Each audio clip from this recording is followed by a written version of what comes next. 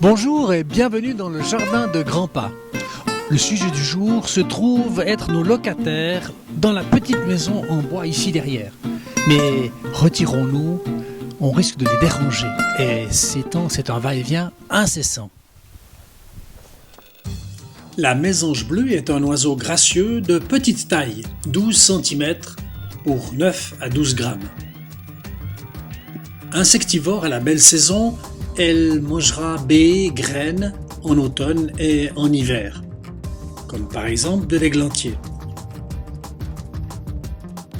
On la trouve facilement dans les roselières où elle décortique les roseaux pour en extraire des larves de mouches.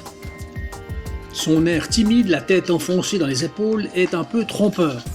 En effet, elle peut être agressive, bagarreuse, mais aussi courageuse, n'hésitant pas à s'attaquer à plus gros qu'elle. Elle est vive et se déplace très rapidement. Grands chasseurs d'insectes, ils font les auxiliaires de jardin précieux. La mésange bleue a 8 chants différents à son répertoire. Est-ce que vous arrivez à dire qui est le mâle, qui est la femelle? Bonne question. Il y en a une de différence. Elle est au niveau de la calotte, c'est-à-dire le haut de la tête qui est bleu. Mais cette différence n'est visible que dans le spectre des UV que les oiseaux voient, contrairement aux mammifères. Espèce cavernicole, elle s'installe de préférence dans des cavités avec des étroites ouvertures, des nichoirs. La femelle construit un nid, la base c'est de la mousse, et puis elle met quelques herbes sèches, souvent aromatiques, parce que ça a des propriétés qui empêchent les moisissures ou les bactéries de se développer. Et puis elle ajoute quelques plumes et quelques poils. La femelle pond 6, comme ici, mais jusqu'à 14 œufs, en une, parfois 2 pontes sur la saison. 13 à 15 jours d'incubation. Pour la répartition du travail, seule la femelle couve. Le mâle, lui, se charge de la défense du territoire.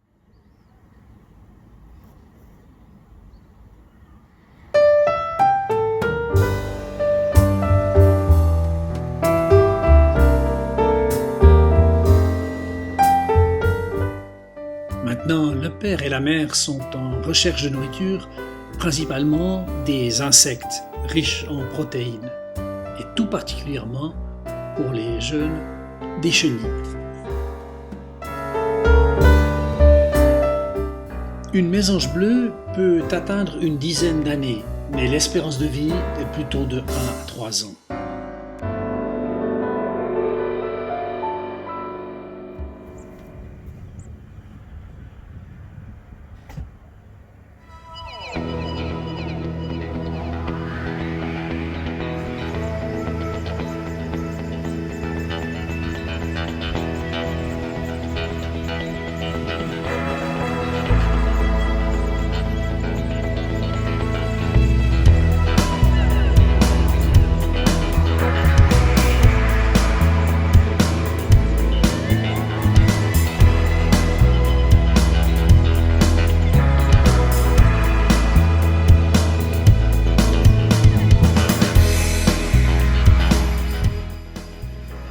Regardez bien, les parents arrivent, les petits mendient, un d'eux reçoit la récompense, c'est une espèce de limace énorme qu'il a beaucoup de peine, comme on le voit sur ce ralenti, à avaler.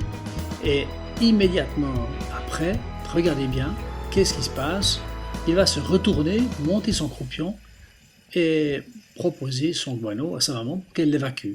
Le nid reste ainsi bien propre, puisqu'au fur et à mesure, les guanos sont évacués.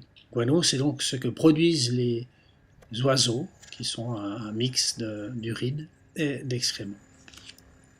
Revoilà la manœuvre, une énorme chenille. Bon, tu n'y arrives pas, eh bien tant pis, ce sera pour un autre, allez donne-moi ça, hop, on dirait plutôt une nymphe de papillon, chrysalide, hop, et c'est pour quelqu'un d'autre. Non. On repositionne. Évidemment, avec le bec, c'est plus difficile qu'avec 2 mains. Et voilà. Et regardez bien le même petit qui vient de recevoir la nourriture, là, faire immédiatement un beau guano.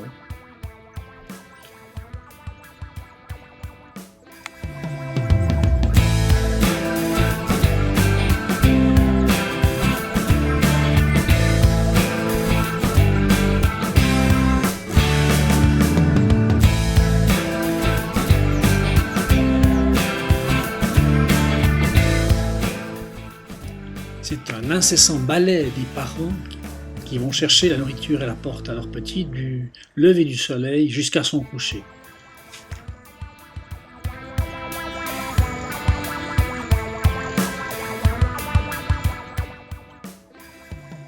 Les jeunes, nourris abondamment par les deux parents, s'envoleront au bout d'environ 19 jours de développement.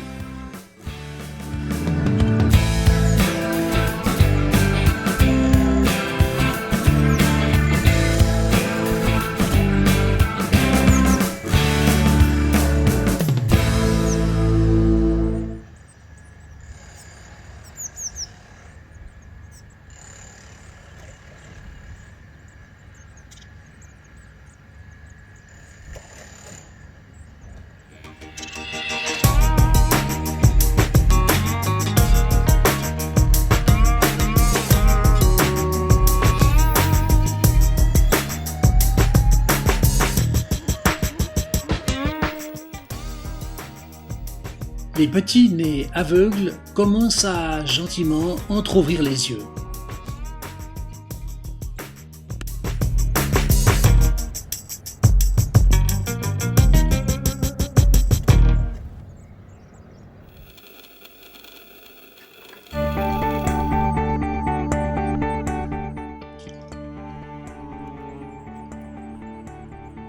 On remarque les plumes qui commencent à pousser.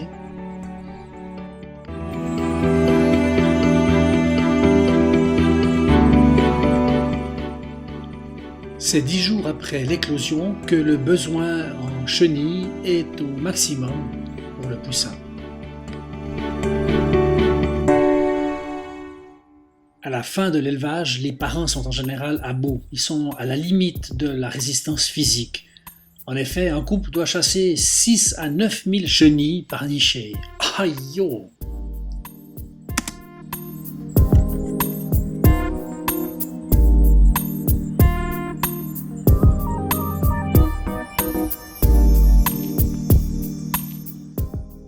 Et voilà, par ici la sortie.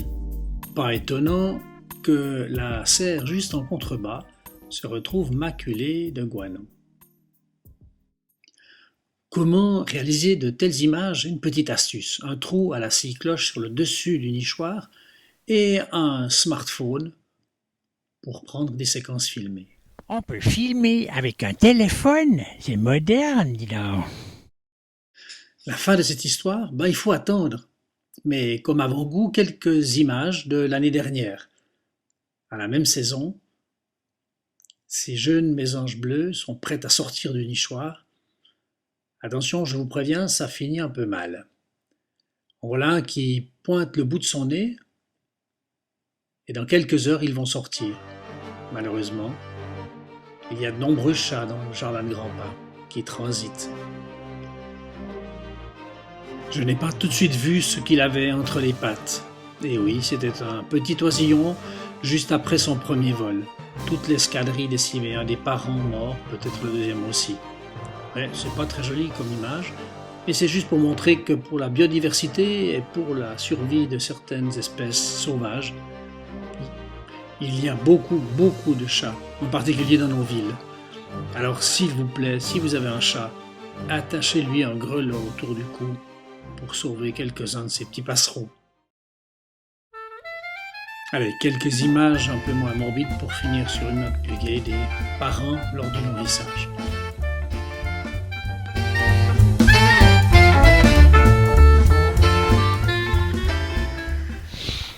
On a tous besoin d'un endroit où on se sent en sécurité, une place où on est bien, où on se sent en sûreté. Écoutons ce que dit le roi David il y a 3000 ans. L'Éternel est mon roc, ma forteresse, mon libérateur. Le Dieu qui est mon rocher où je me réfugie, mon bouclier est la force qui me sauve, ma haute retraite dans ma fuite. Ô mon sauveur. Le bricolage qui s'impose, un nichoir. Préparer quelques planchettes ici du parquet récupéré. Percer la planche avant avec une scie cloche. Vérifier que les morceaux s'assemblent bien. La base ici fait 9 cm sur 12. Encoller les différentes parties qui sont en contact. On peut maintenir le tout avec des élastiques et enfoncer quelques vis pour plus de solidité.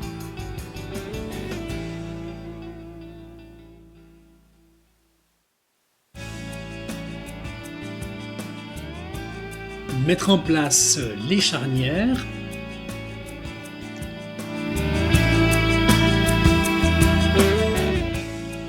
Choisir un système d'attache pour pouvoir fixer le nichoir au mur.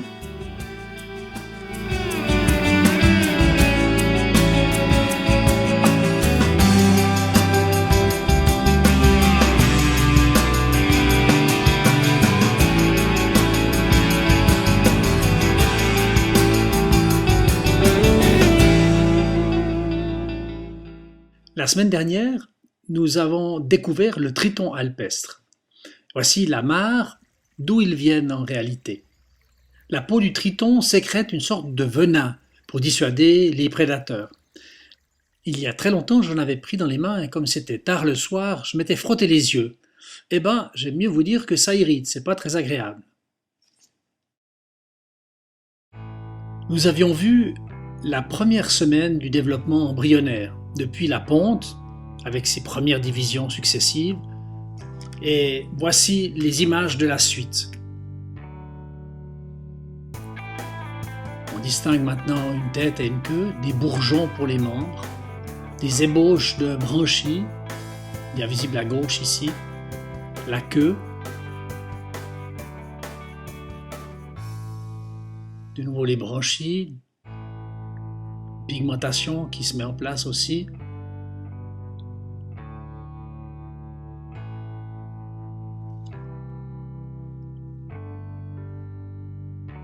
Et sur ces dernières images, le cœur qui bat à la base de la tête, juste au-dessus des branchies de doigts. Spéciale dédicace à ma maman, qui m'a apporté tant de chenilles, qui s'est tellement bien occupée de moi. Bonne fête des mères, ma petite maman. Je t'embrasse.